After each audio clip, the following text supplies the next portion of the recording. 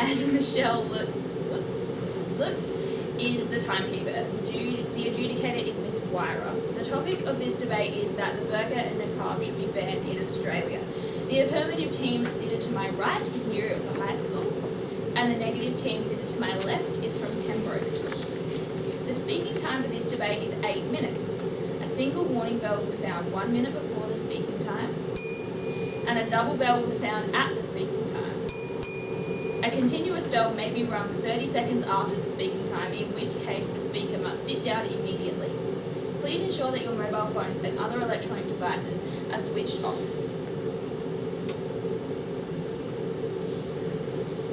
I declare this debate open and call upon the first affirmative speaker, Cassie Taylor.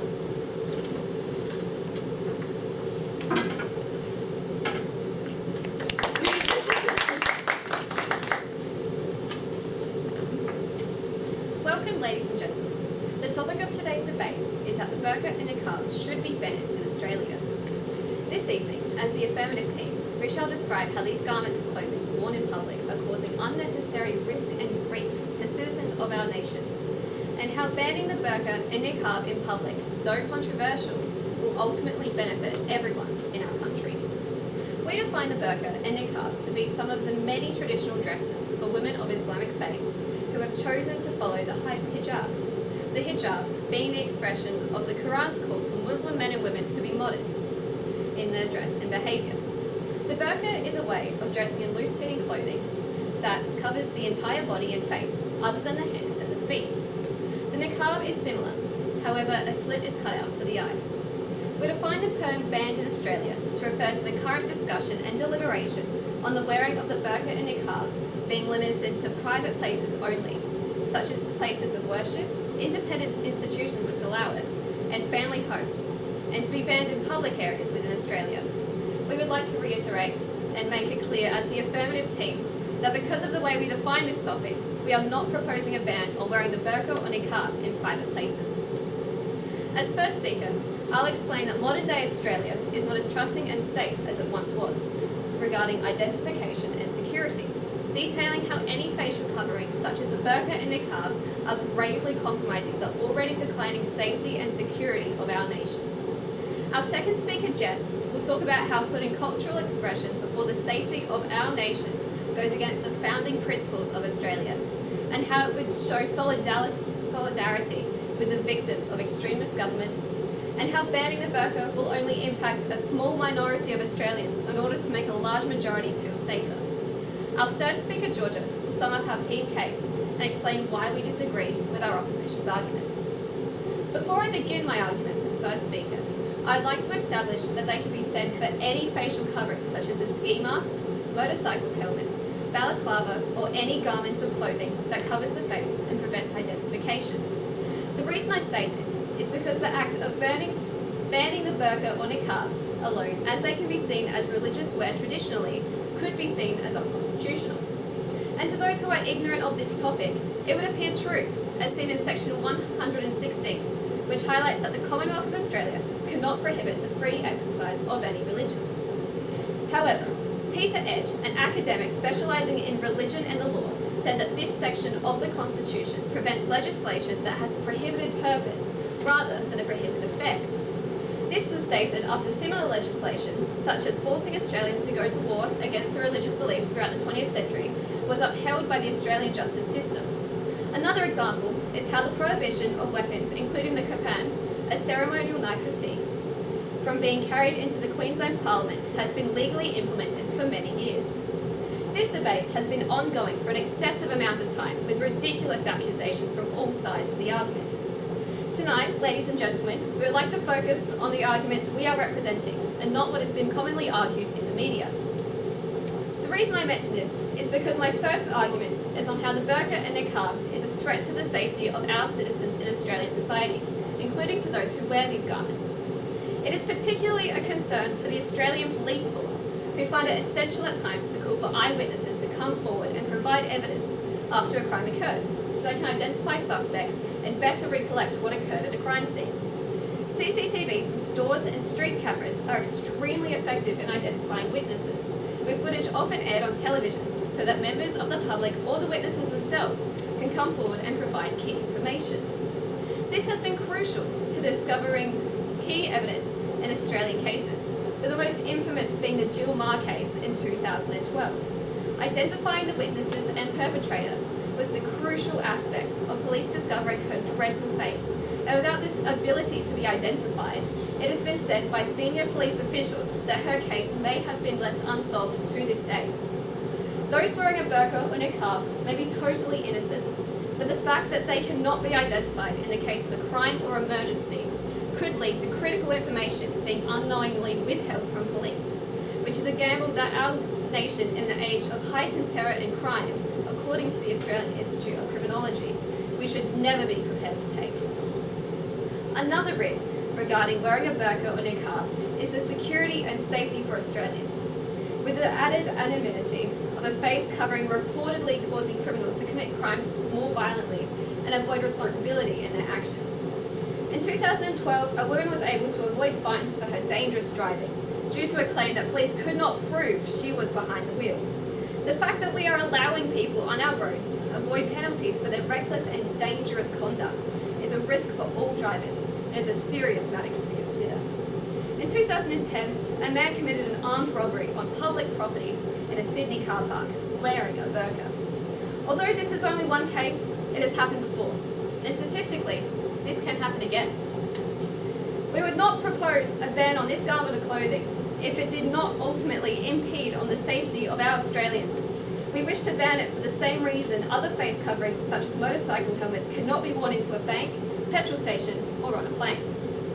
Modesty is a sign of a method of dress which avoids sexual attraction in others, which in this society is definitely not the same as being totally unidentifiable to the public.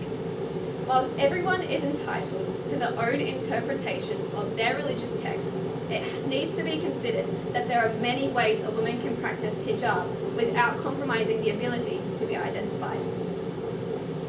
Identification is a crucial aspect of our society, and we require it for many everyday activities, including social interaction, acquiring bank accounts, and complying to police protocol. We must maintain fairness and justice throughout Australian citizens, which ultimately results in a safe and cohesive nation. We currently have many threats to our country, and the banning of the burqa and niqab is an essential precaution to ensure Australians stay safe in a nation ranked 12 on the Global Peace Index. That's incredible for our country, and there is no question we need to uphold this standard. And we believe that the banning of face coverings, such as the burqa and niqab, is a fantastic way to begin. So, ladies and gentlemen, I'll conclude my arguments with a question. Is the ability to wear a burqa or niqab, when it is not even explicitly required by the Quran, truly worth risking the safety of Australian citizens? Thank you.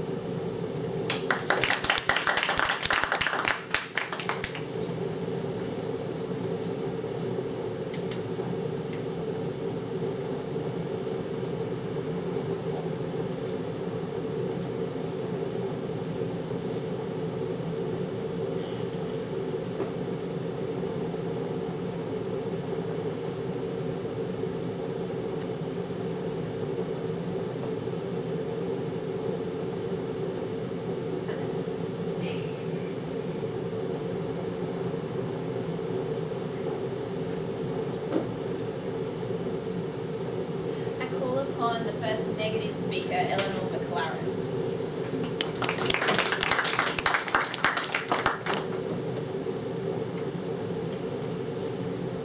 Good evening, Madam Chairman, ladies and gentlemen.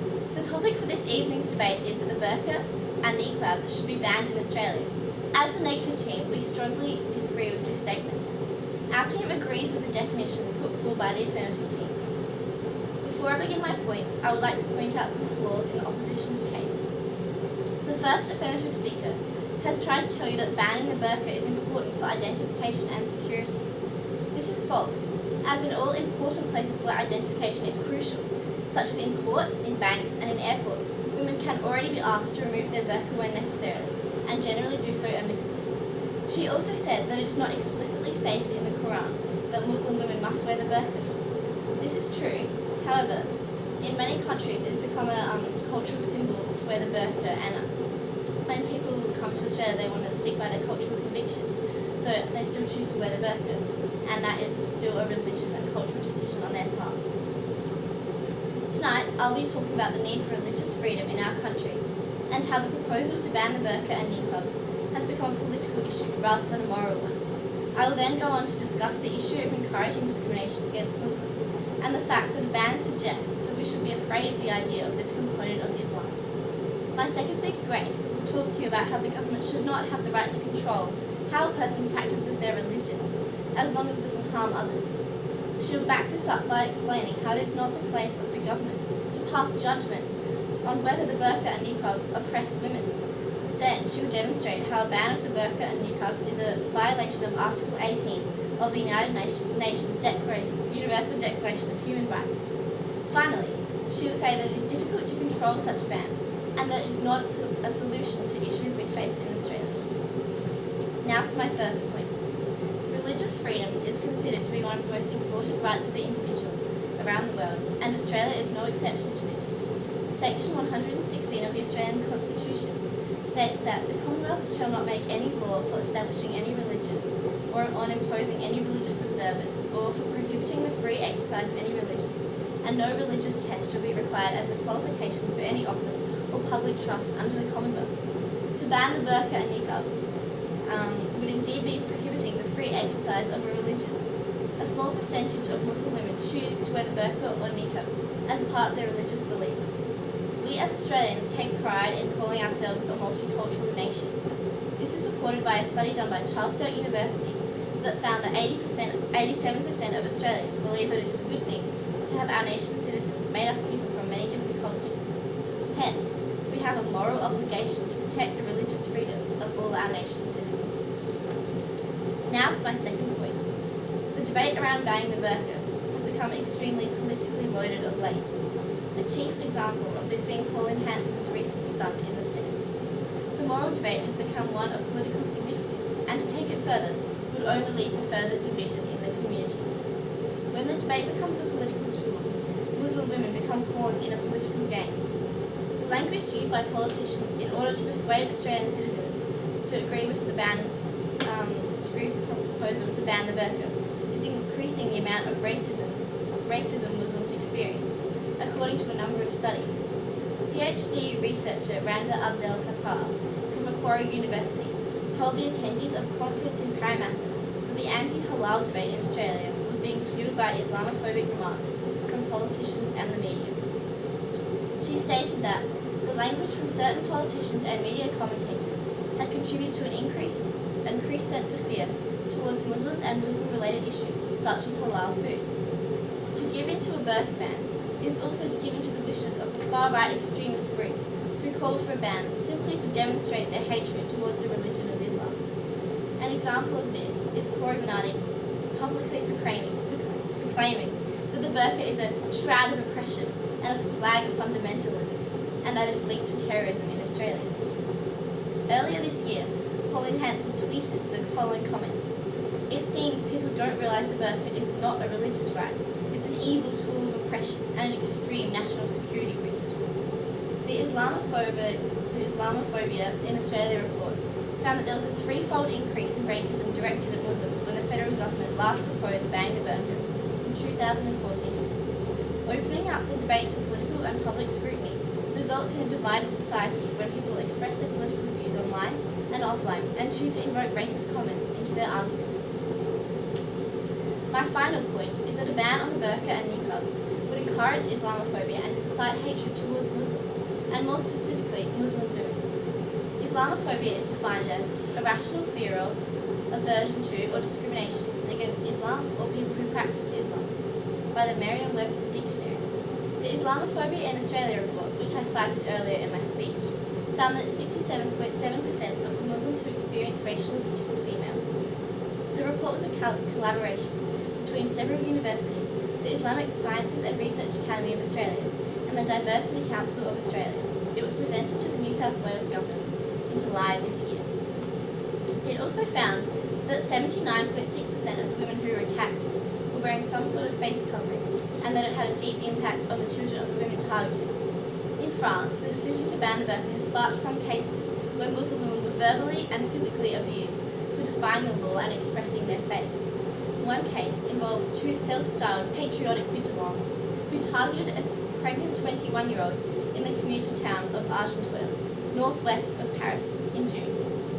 According to The Guardian, the new law persuaded the men to shout racist insults before putting the woman in hospital, where she lost her baby. I would like to end my speech by reinforcing how we cannot ban a garment that is an integral part of the culture of a number of our fellow Australians, and in doing so, incite hatred towards them. As British politician Chris Wheatley says, a blanket ban on an item that has polarising and far-reaching effects on the empowerment of Muslim women is counterproductive and will leave communities disenfranchised, society racked with suspicion, and liberty crippled. Thank you.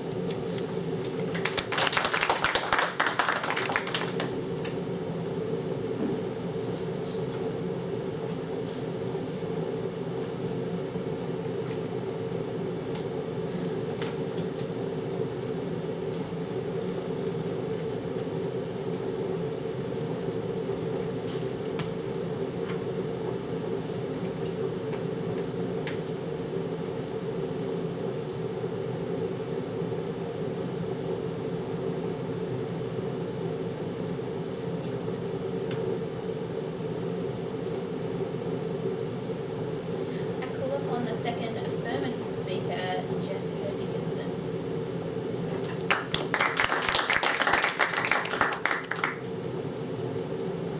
Good evening, Madam Chair, ladies and gentlemen. The topic for tonight's debate is that the burqa and niqab should be banned in Australia. We, the affirmative team, believe this statement to be true. The first negative speaker has tried to tell you that banning the burqa is an obstruction of religious freedom. However, Section 116 implies the separation of church and state, which means religion cannot impose itself on the safety of our Australian citizens. She also said that burqas can already be asked to be removed in banks and other places where identity is important. However, as we can't predict the future, we don't know if they're going to be important witnesses or if they're going to commit a crime, so we can't know if their burqa needs to be removed or not, and they might have not been asked to remove the burqa before committing a crime or being an important witness. She also said that the burqa has become a political debate and not a moral one. However, as our first speaker stated, we are not arguing what has been said in the media, and that the extreme arguments of some politicians do not discount fact. Our first speaker, Cassie, spoke to you about how banning the burqa is the right thing to do in terms of safety for both burqa wearers and non-burqa wearers. I will be speaking to you about how putting cultural expression before the safety of the country goes against our country's secular principles, how banning the burqa would show solidarity with victims of extremist governments, and how banning the burqa in public places would only affect a small minority of Australians in order to make more people feel safe in their own country. According to multiple sources, our society is a secular one. Secularism is defined as not being connected with religious or spiritual matters. Based on both Section 116 of the Australian Constitution and the continuously changing results of the census, the Australian Human Rights Commission says that it is illogical that Australia is widely accepted as a secular state. Over the last few years, the census shows both a large increase in people identifying with no religion, increasing to 30% in 2016, compared to the 22% 5 years ago, but also people identifying with a range of different religions. And in the 2016 Australian census, over 100 religions were represented. Section 116 of the Constitution may be used as an argument against the banning of the burqa, but the separation of church and state means not only that state should not interfere with church, but that church should not interfere with state. Religion cannot interfere with the laws that would protect the safety of Australian citizens. France was the first European country to ban the burqa and niqab in public places, and is also a hugely secular country. In a country that believes strongly in state not interfering in religion, why would they choose to ban the burqa? It was because their goal as a multicultural society much like Australia's, was to be cohesive and not divisive. France's argument that it encouraged citizens to live together was accepted by judges at the European Court of Human Rights, and France's burqa ban was upheld. However, not only secular countries have banned wearing the burqa in public. Other predominantly Islamic countries have also made similar decisions. These countries challenged the religious relevance of the burqa and weighed this against the safety risks of allowing public face coverings. In 1994, the Malaysian Supreme Court ruled that the niqab has nothing to do with a woman's constitutional rights to profess and practice her Muslim religion, because it is not required by Islamic law and is instead a cultural tradition. Banning the burqa is not a restriction on religion, but on culture. And although we strongly believe that it is important to maintain respect and acceptance of other cultures, when other cultures contradict those of our own Australian culture, it is important that Australia's cultural values take precedence within Australia. The fact that such a small number of Muslim women wear the burqa or niqab rather than a hijab or other traditional headdress that does not cover the face, and that burqa wearing is significantly larger in countries that enforce it, implies that wearing the burqa has less to do with religious necessity and more to do with culture. In nations enforcing stricter Islamic rules, women are forced to wear the burqa, and failure to do so can result in beatings, harassment, or worse. Although in our country, wearing the burqa is a personal choice, banning it in public places would show solidarity with the victims of these extremist governments. Banning the burqa in public places would only affect a small minority of Australians. According to Australian census data, countries where the burqa is worn are poorly represented in Australia. For example, Afghan migrants represent less than 0.5% of Australia's population. And not all Afghan women wear the burqa. The chance of seeing someone in a burqa or niqab in Australia is statistically less than what it would be in France. The first European country to enforce a nationwide ban on the burqa in public places, where according to data collected by the French Secret Service before the ban was put in place, found that only 0.00003% of the population wore the burqa. 7 to 9% of France's population identifies with the religion Islam. But in Australia, this number is even smaller. And according to 2016 census data, only 2.6% of Australians identify as Muslim. To put this restriction in place would not affect burqa-wearing women in their own home, nor in their place of worship, but is only a restriction on public face coverings. The religious expressions of a mere handful of people should not infringe on the rights of the majority of Australians to feel safe. Laws are made with the intent of suiting the majority, and to ban the burqa would prevent face coverings from compromising security and would benefit the majority of Australia. Banning the burqa in public places would benefit our society greatly, and putting religious expression before the safety of the country is not compatible with our country's secular principles. To ban the burqa would show solidarity with the victims of extremist governments, and as a country which is often used as a place of refuge, we owe them this. Banning the burqa in Australia would only affect a small minority of Australians compared to a large amount of people benefited by being able to feel safe in their own country.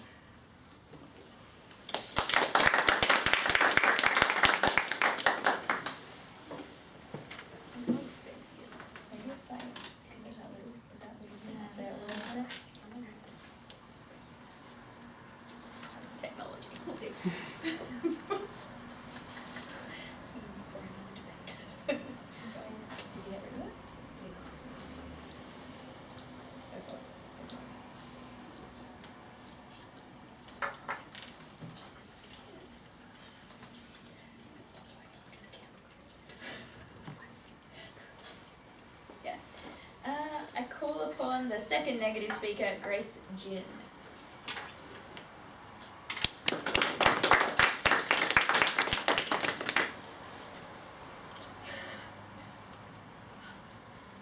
Good evening, Madam Chairman, ladies and gentlemen.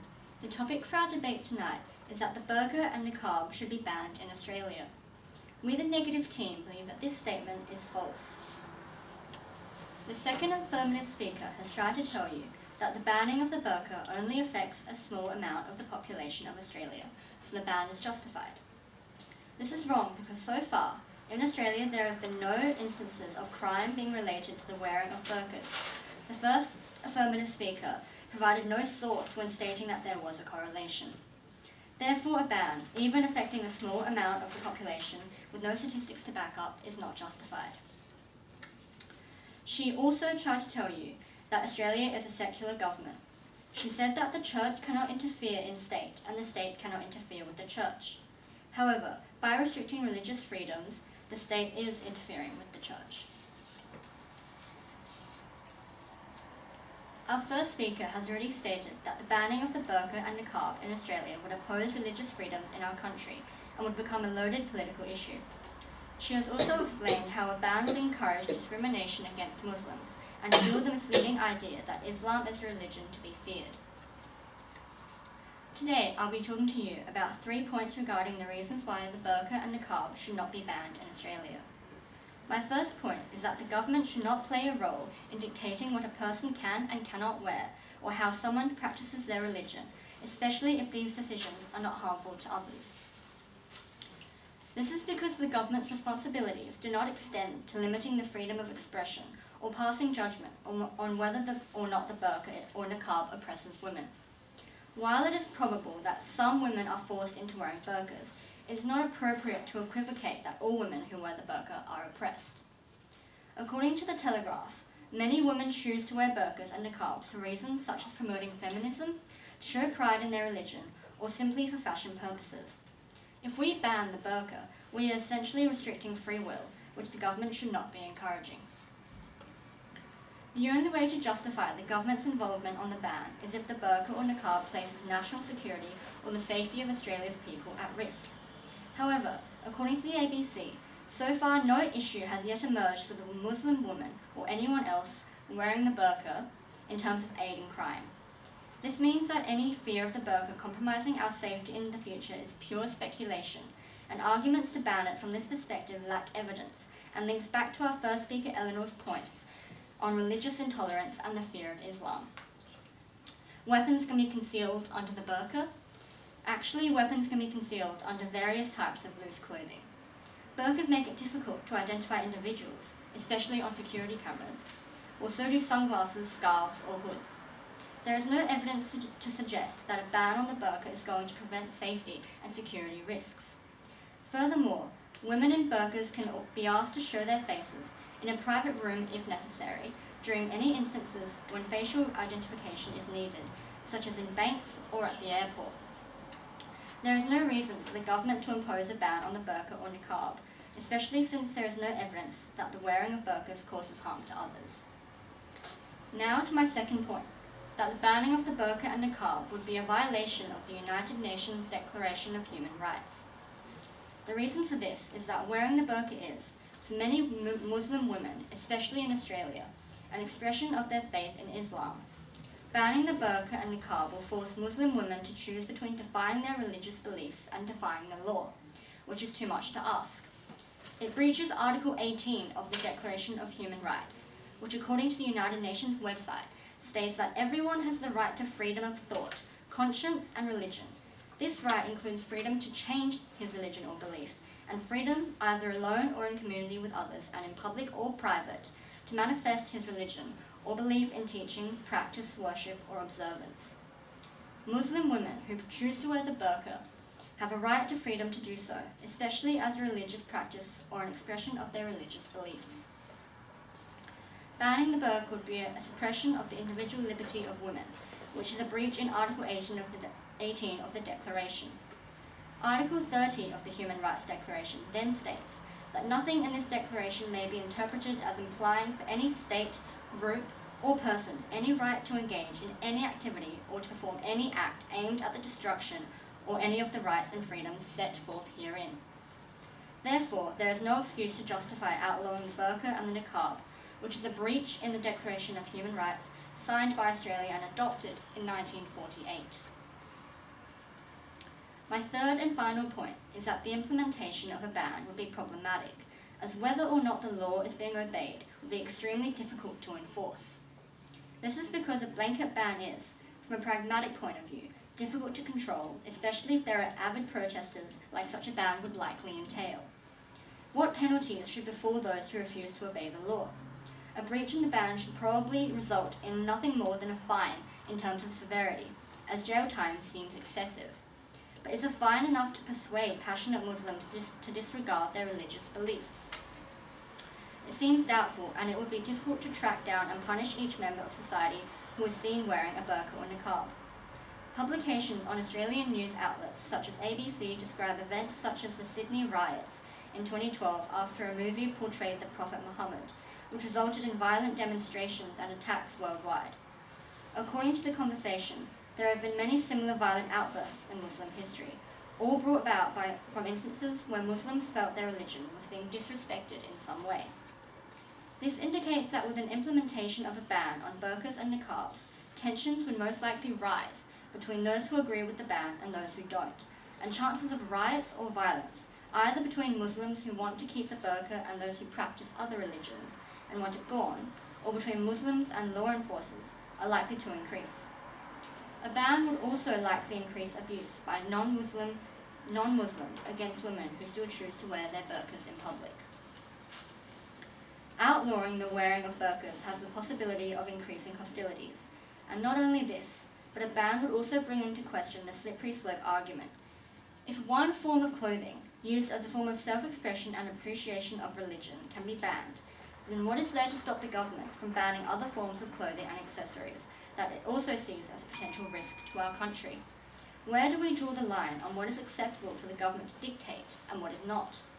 These reasons make the implementation of a ban on burqas and niqabs in Australia difficult to enforce and maintain. So, Madam Chairman, ladies and gentlemen, in conclusion, we the negative team believe that the burqa and niqab should not be banned in Australia.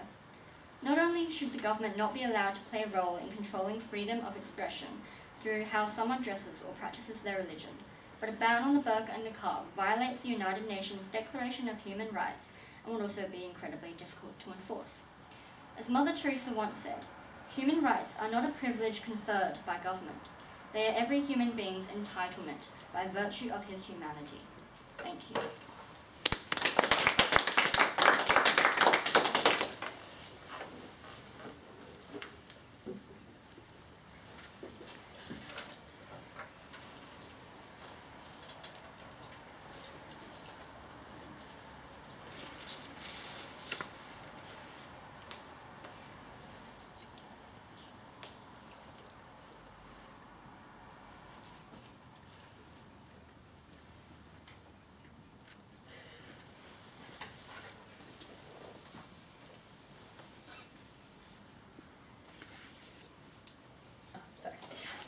I call upon the third affirmative speaker, Georgia Thomas.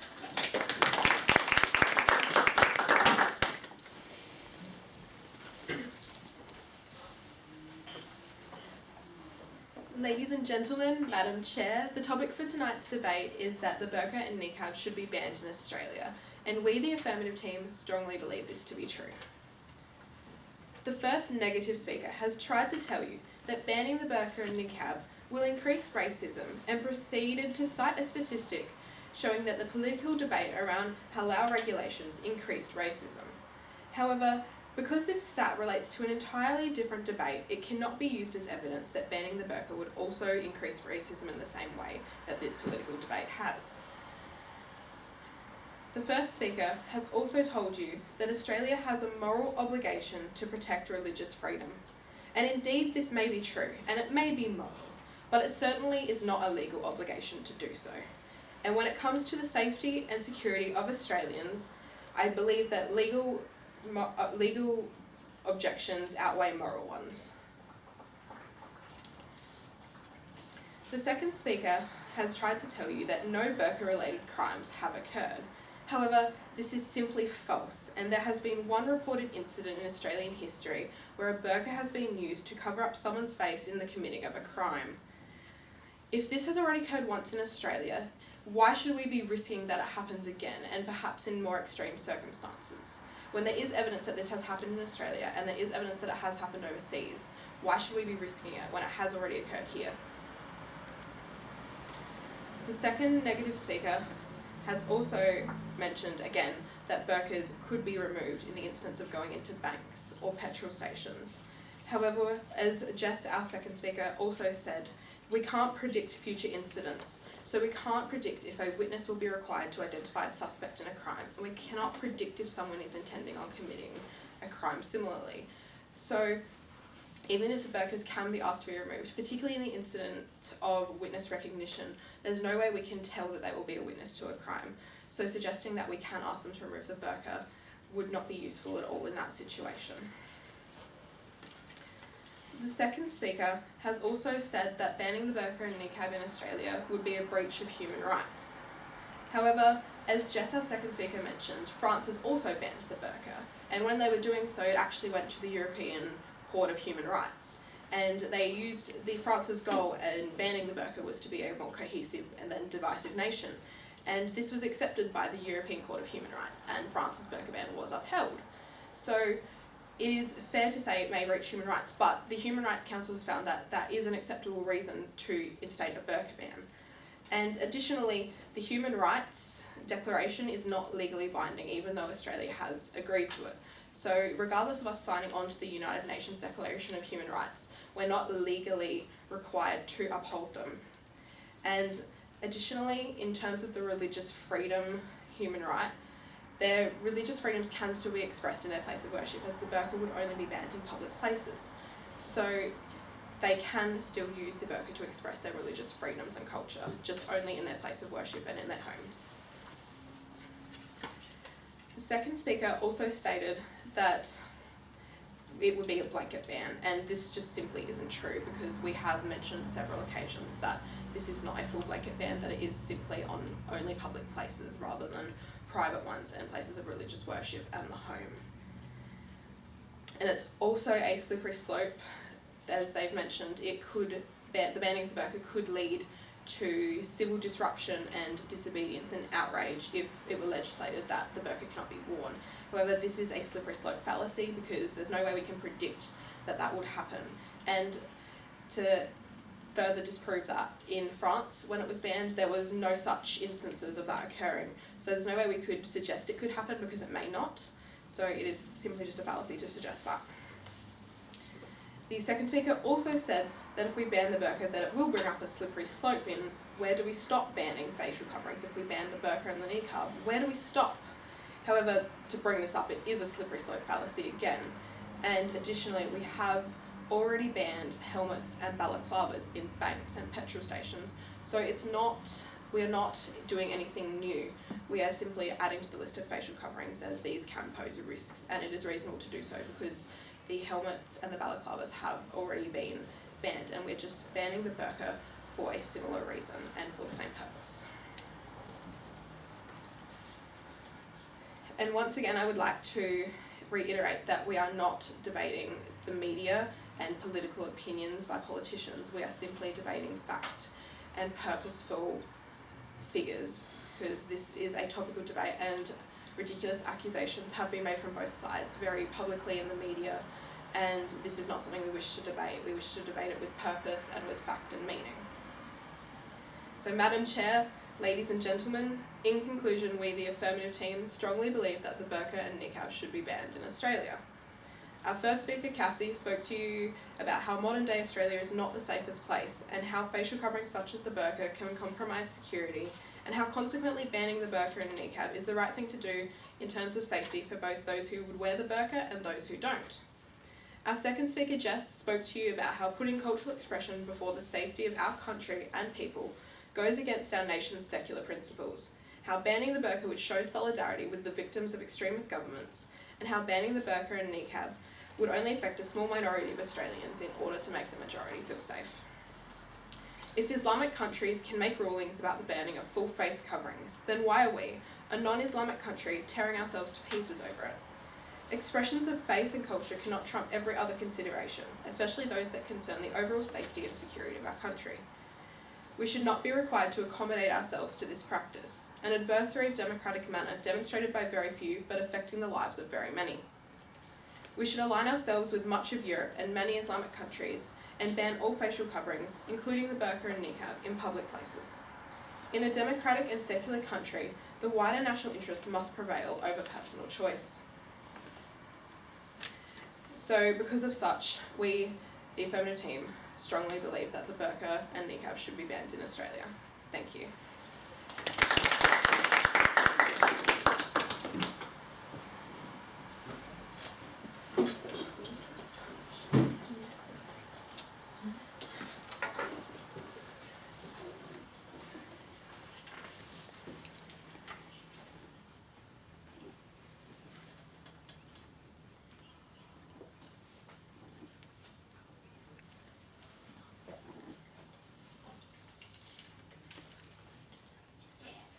I call upon the third negative speaker, Harlan Lee. Sorry.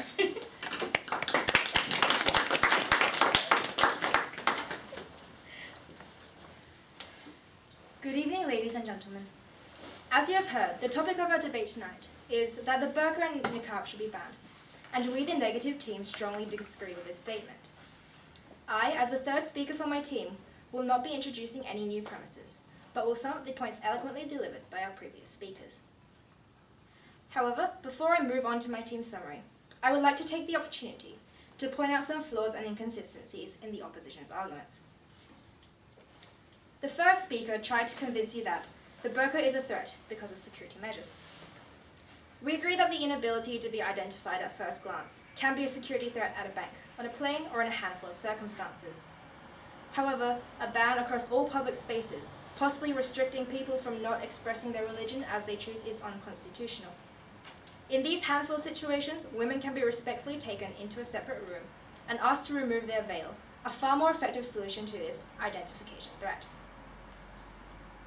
She also expressed that women will still be allowed to wear the burqa at home, in their place of worship. But according to the ABC, Muslim women do not wear a veil in front of immediate family, usually meaning a niqab or burqa isn't worn at home, which renders this point obsolete. If Muslim women usually only wear these garments in public spaces, banning them in the only situations that they are worn in will essentially have the same effect as a blanket ban. She also said that the burqa is not a necessary part of the Islamic faith. The Quran calls for men and women to dress modestly, and for some women, the burqa is how they choose to interpret this. No one person can dictate how one practices religion, and so no government should be able to dictate this either, seeing as it is a deeply personal aspect of life. The second affirmative speaker also said that there may be a crime involved in a burqa, that Muslim women may or may not be required to remove their burqa because of a crime. This can be argued in the opposite direction. We do not know there would be a crime with a burqa considered. She also mentioned a very small amount of women wear the burqa in Australia. Does this not statistically lower the chance that crime will happen anyway? A ban based on speculation is unjust. There are better solutions, even if the need should ever arise. She also said that Australian values should take precedence in Australia. We put forward that Australian values encompass tolerance, acceptance, and religious expression, and banning the burqa goes against these values. The second affirmative speaker also discussed the banning of the burqa in France and implied that the law has been enforced smoothly. This is incorrect. The truth is, since that ban was put in place, at least 354 Muslim women who made the decision to wear the burqa in spite of the ban, as a protest against this unjust law and as an expression of their religion, were controlled by the government. Punishments have ranged from fines between 50 and 1,000 euros, and one woman even faced a 5-day jail sentence, simply for expressing her culture and religion. French politicians did nothing to listen to Muslim women before passing criminal laws to restrict their freedom. The third affirmative speaker has said that in the past, one incident has involved a criminal using a burqa to hide their identity, and said that this means that allowing people to wear the burqa is a security risk. The problem here is that if a person wants to commit a crime and hide their identity, they can use anything such as a mask. Either way, their identity will still be hidden. The third affirmative speaker has also tried to tell you that France has banned the burqa, so we should too. But their own speakers have stated that the amount of women who wear burqas in France is much greater, and their crime rates related to burqas may be different to Australia. So just because the UN passed the ban for France, it does not mean that Australia has enough reason to. On to my team summary. Australia is generally considered a socio-economically well-developed and modern country. As Australians, I am sure that we can say that we take pride in calling ourselves a multicultural country that is accepting and tolerant of the beliefs and opinions of other individuals and cultures. Our first speaker, Eleanor, discussed this point of debate and stressed how religious freedom should be extended to women who wish to wear the burqa of their own volition. Religious intolerance, well, is that not what should actually be considered intolerable? Our ethics and fundamental moral decisions as a society have deemed it unjust to deprive someone of religious and cultural practices if they do not harm others. The wearing of the burqa as people go about their daily lives in general does not warrant a significant enough threat for this restriction to be imposed, or at least there are more respectful, less divisive methods to deal with whatever threat may be posed in some situations, such as banks and airports. She also discussed the points of how banning the burqa has become a loaded political issue, and how it would send a message of intolerance. It cannot be disputed that there has been heated arguments on both sides concerning this matter. However, we the negative team believe that banning the burqa would send a message of distrust and social dissonance, and we are not the only ones. Agnes de Feyer, a sociologist and filmmaker, has studied this topic for over 10 years, and has studied the impact of the 2010 ban in France outlawing facial coverings for several years as well. She argues that the ban has simply encouraged Islamophobia and almost normalized it as an attitude in France. Although we cannot necessarily predict the result of a similar ban in Australia, we can make a couple of assumptions based on laws in other countries. Social dissonance is the opposite of what a healthy, well-functioning society would be. To ban the burqa would send a message of intolerance and disunity. After all, De Feo commented that women who were consistently insulted for wearing the burqa gradually felt less and less accepted, and that it was a total rupture within society. The lack of acceptance is what causes divisions in society. We can recall the frankly horrifying images of a woman in a burkini, the swimsuit equivalent of a burqa, being forced to undress on a public beach by 4 police officers armed with handguns, batons, and pepper spray as her daughter sobbed beside her on a beach in Nice, France. Shouldn't an incident such as this be a clear warning that a ban is not the way to go? Some women feel empowered and safe with the burqa on, and it should be a personal choice to wear this. Fear often stems from a lack of knowledge, and this is a natural human instinct. However, we should not, as a society, allow fear to dictate our choices that impact how we treat others. A peaceful movement of education and acceptance should be implemented in place of a ban. Our second speaker, Grace, spoke about how the government should not dictate or control the way in which someone practices their religion if it is not harmful to others. The government's role is not to control the rights of our expression. This is a personal choice, and Muslim women should not be forced to abandon the burqa. Grace's second point was that the ban of the burqa is against the UN Declaration of Human Rights. Wearing the burqa is, for many Muslim women, an expression of their faith. We seek to promote liberty, freedom, and expression. So why should this be banned? Grace's final point concerned the implementation of the ban itself. A blanket ban is, from a pragmatic point of view, difficult to control and enforce. It also will be incredibly difficult to track down every person who wears a burqa or niqab in public. We, the negative team, strongly believe that banning the burqa and niqab is a flawed proposal for several reasons. We believe that religious tolerance is important. We believe that people deserve the right to wear the burqa, or to not wear the burqa as they wish. So, ladies and gentlemen, the burqa and niqab should most definitely not be banned in Australia. These garments should not be automatically labelled a threat. We as a society should learn, empathise, and communicate. There are many women who wear these garments out of their own choice to feel empowered, strong, and as part of their faith. I leave you with a quote from Sahar Amir, author of What is Veiling, and Professor and Chair of the Department of Arabic and Islamic Studies at the University of Sydney. In a liberal democratic society, we ought to uphold women's rights and protect their choice to wear any kind of veil, no matter how long it is or how much of the body and face it covers. Thank you.